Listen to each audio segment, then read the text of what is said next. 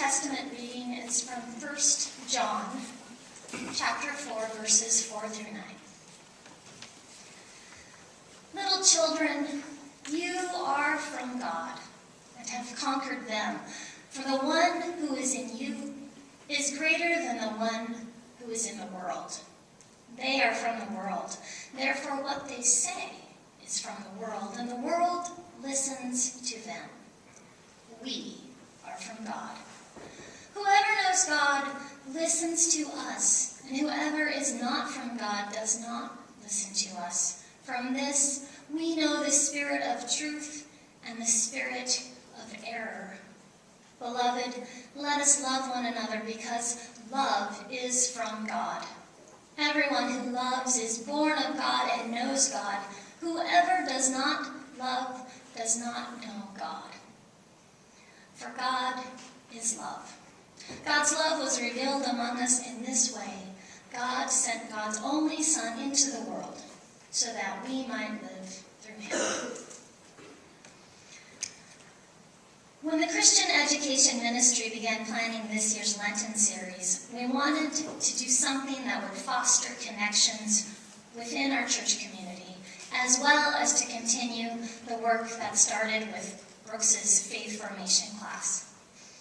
We wanted people to know themselves better, to know one another better, and to know God better. We used the title Finding God in New and Creative Ways to describe the Lenten series, but as it has developed, I believe it wasn't just finding God that people did. They also experienced a variety of hands-on ways of seeing and living God's love. We encouraged people to find God in one of 4 different ways: art, quilting, knitting, and writing. It has been my extreme pleasure to share my writing experiences with a handful of people as they wrote a short memoir. Like Lent, a time when we focus on God as well as God in our lives, the act of writing a memoir also causes a person to focus. We mine our memories for details in order to create a memoir. This forces us to look backwards for experiences, but then also forwards to see how those experiences changed us into who we are today. Like John in today's scripture, writing creates the possibility of understanding with clarity. John's moment of clarity happens when he tells us that God is love. All the people in his life are from God, and when he sees the love within them, John is seeing God. A writer's moment of clarity comes when the writer is able to see all the connections between who the writer was versus who the writer is today. I asked my workshop members to write a short memoir about a memorable meal that they had had. As we wrote, the room was quiet. All the writers had turned inward, focused. 6 different people thinking of different experiences, but when we shared our ideas, one thing became apparent. Many had chosen a meal that now they see as being a memorable meal because of the loving community that the meal was shared in. I'm so proud of them. Today, both Pastor Brooks and Andy Allensworth will share with you their stories. I hope you enjoy hearing about their experiences. I know you will enjoy hearing about how they experienced God by experiencing God's gift of love.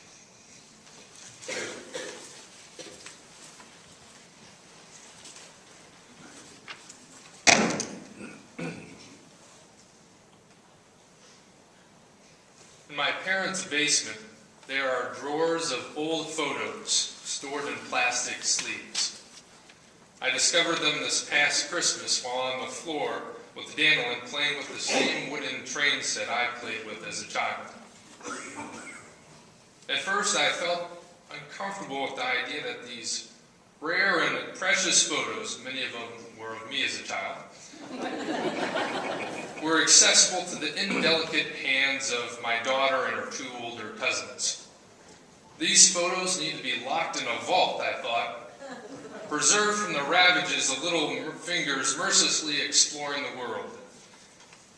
By now, I scarcely remember the photos and the particular moments they captured, but I do remember a couple of important discoveries. First, I remember being convinced that some of the photos could be seen as somewhat embarrassing, especially for my two older sisters. Second, I remember a photo of my 8th birthday party. I and a number of my friends are outside on my parents' front porch eating around a burnt red picnic table. It was summertime and we were dressed in athletic shorts and t-shirts. There were only children in the picture and I could recognize all but one of them. He looked instantly familiar, but I couldn't remember his name. And looking at the photo, I recalled some of the details of the day. It was an Olympic-themed birthday party during the summer of 1984. Earlier, my father had taken us to a nearby pond and playing field where he had organized various Olympic events in which we competed. I can still remember 2 of the events. In place of the traditional shot put throw, we had a softball throw. In place of the 400-meter run, we had a race around the pond. I suspect the winners got gold medals made by my mother out of construction paper. Those who know my love of food can imagine the other details I remember from that day. While this fact does not cause me to blush, my request for the main entree does. As a self-declared aficionado of pizza with a discriminating sense of taste for fine Chicago-style pizza, I sheepishly recall asking that we have Tony's pepperoni pizza. For those of you who do not spend much time in the frozen pizza section of your local grocery store, this would be to pizza what SpaghettiOs are to pasta. I can still remember how I loved the distinctive pepperoni on this pizza, how the sides curl upward under the heat of the oven so that each piece of pepperoni looks like a miniature red bowl of grease upon hitting the table. As a child, this meat for me was nothing short of a delicacy. Even though the main course did not take advantage of my mother's willingness to cook specially prepared foods on my birthday, my dessert request did. For years, I asked my mother to make a very specific cake for me. It was a 2-layer chocolate cake with the center cut out of the top layer to make room for a decadent pool of cherry pie filling. In addition to chocolate frosting, pieces of Hershey's chocolate bars lined the sides of the cake. I still wish this cherry pie chocolate cake hybrid was offered at restaurants. While the photo in my parents' basement unleashed a flood of memories as I played with my daughter, I had largely forgotten my reminiscences until a phone conversation I had not long ago with my mother about a more recent birthday party. After my sister's divorce a few years ago, my parents took on a larger role in helping to raise her daughter. For my niece's 9th birthday party this past year, the party was held at their house. My niece is an avid Nancy Drew fan, and so the party had a whodunit mystery theme.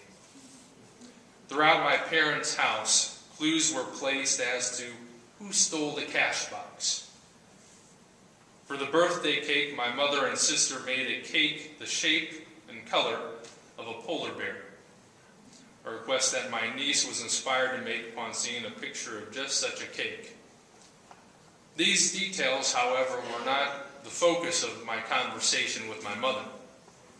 A few weeks after the party, one of the parents of the children asked my sister if by chance she had a brother named Brooks. She said that she did. He then said that he had once been to a birthday party at my parents' house when he was a kid. When he dropped off his daughter, he remembered both the house and the party. He specifically remembered playing soccer in the front yard at the party. We were nonstop athletes at that point in our lives, so I can believe that after the Olympics and our pizza lunch, we decided to have a World Cup match on the lawn with orange pylons and a Nerf soccer ball. My mother was impressed that the man could remember their house and the birthday party after all these years. Before she began telling me the story of this striking bit of recollection, my mother started the conversation by testing my own memory. "Do you remember an errand to Holland?" she asked. I knew that I did, and after rummaging around in the attic of my memory, a clear image of Aaron formed in my mind. Aaron, I realized, was the boy in the photo, the one whose name I could not remember at Christmas time. After grade school, Aaron and I had parted ways. He went to a school for the academically gifted, and I went to the local public middle school. As I now look back on my Olympic-themed birthday party, what is most significant to me is what is not in the photo stored in my parents' basement. What is most significant to me are the memory makers behind the scenes, my mother and father.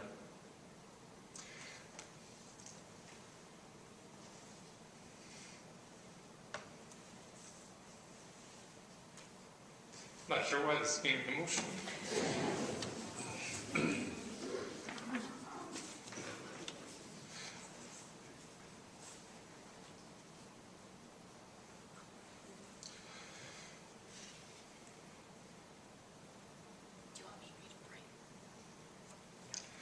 By now I've long forgotten what they gave me as a birthday present on that day. But what has become far more important to me is the gift of love they gave me.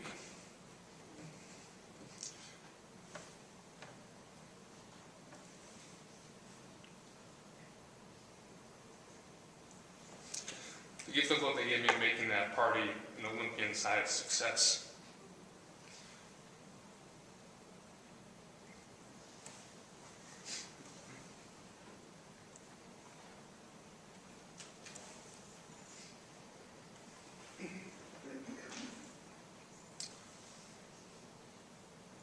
Now that I'm also a parent, I have a different appreciation of this than I likely had before my daughter was born.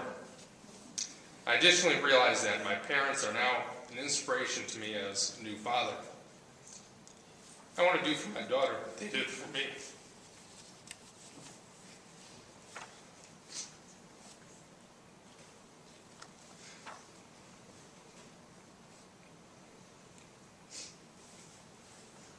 I never cried when I was practicing. After my daughter was born, taking pictures quickly became my #1 hobby and source of enjoyment. Not a week passes without me snapping at least a few shots. Later in life, my daughter will certainly have lots of documentation of what she did during her early years. My hope is that one day she will look back on some of the pictures I have taken and also remember those not in the picture, maybe with a similar feeling of fondness. Amen.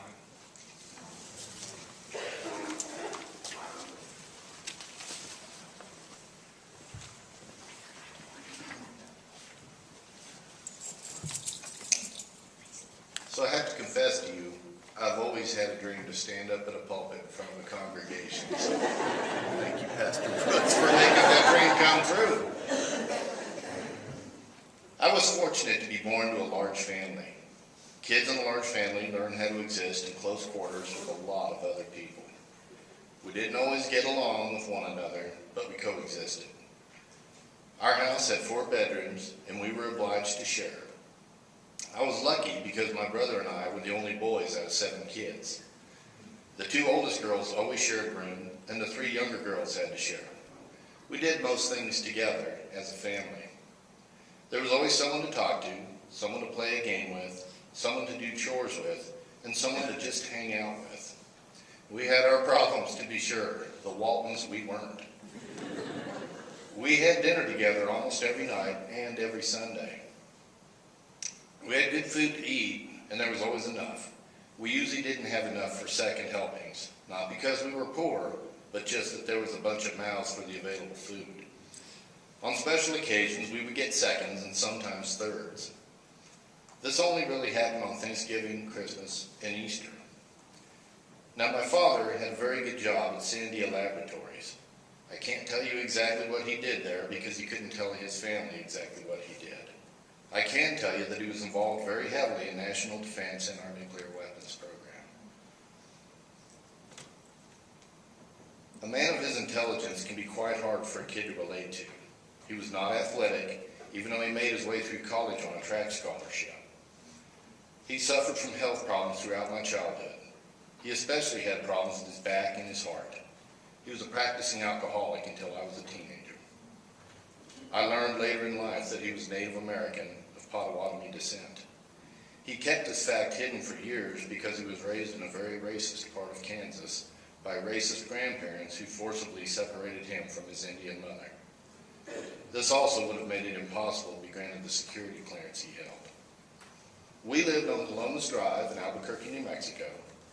Our neighborhood was mostly Catholic, but we had a few Protestants sprinkled in to keep us on the up and up. We all got along really well for the most part. The neighborhood was all families, and at one time we had 64 kids living on the block. We would stay out late in the summer with no shoes on, playing hide and seek and living on fruit that we raided from the neighbors' trees. We had a block party every 4th of July.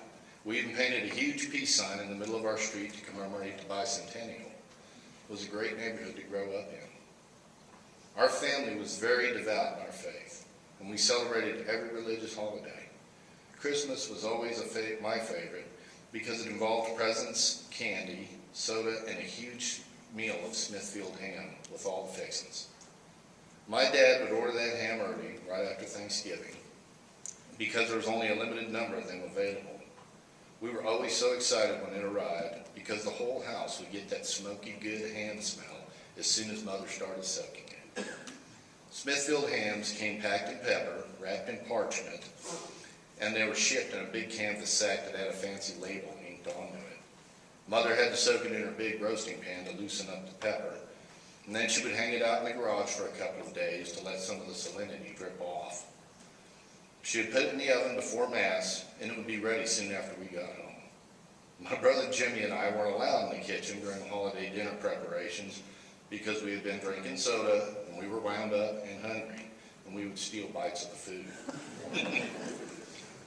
I remember one Christmas particularly well. That year, my dad's back was in really bad shape.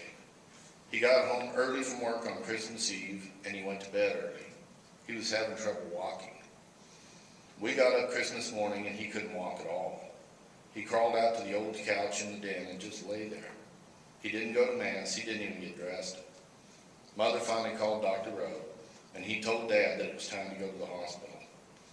Dr. Rowe called an ambulance, and they came to get my dad. The dinner had just got ready as the guys were hauling my dad out on the gurney. My mom had to go with him, and she left my oldest sister, Mary, in charge. She asked Mrs. DeRoshi across the street to look in on us. As the ambulance left our driveway, I noticed several of our neighbors were out watching. We sat down to dinner, and it wasn't long before Mrs. DeRoshi was at the door. Not only her, but also Mr. DeRoshi and their kids, Terry and Tony. They had their Christmas dinner with them, and they were bringing it over to share with us. Before long, the O'Briens were there with their Christmas dinner to share. Then came Sally and Gudge with Sally's kids and their dinner. Then came the Rodriguezes and the Prathers and the Hudsons and the Prices, all with their dinners. We had our ham, and we had turkey. We had roast beef, enchiladas, tamales, Irish stew, and all the fixings. I have no idea how we fit everybody into our house, or how we found dishes for all of that food, or where everybody sat. I know that after it was all done, we didn't have any dirty dishes or left out food, and we even had a clean house. Most of those folks are gone now, and different people are living on that block now. But the memories that I carry with me of those wonderful people in that wonderful place are just as fresh as if they happened today. I will never forget Columbus Drive or that simple Christmas dinner and the love that was poured out upon us by our neighbors. My true gift that Christmas was learning what community is.